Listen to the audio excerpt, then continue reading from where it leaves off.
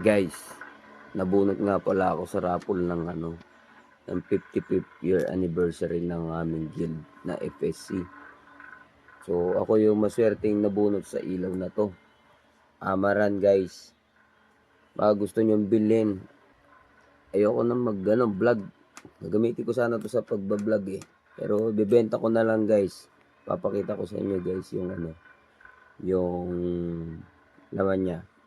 So, ito na nga pala yung ating napanalunan na Amaran 25C.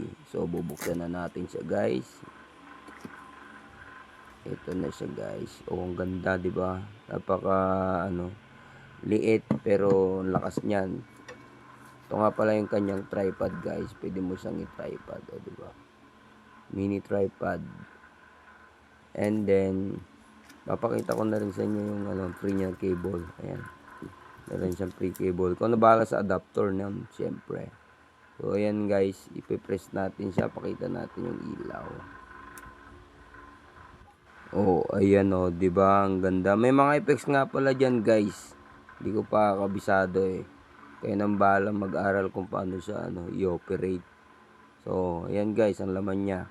So, ayan, kung interesado ka, mag-comment ka na lang diyan ah.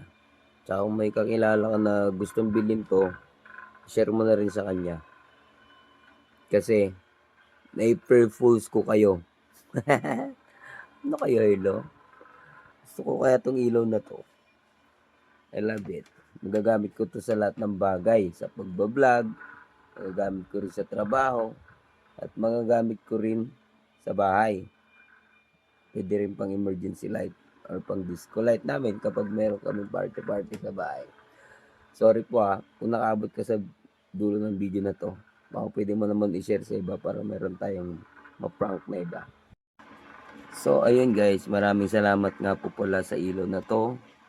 Especially kay President Derek Elmer Despa at sa FCC PAM and Aputure Philippines. Thank you very much. See you in my next vlog.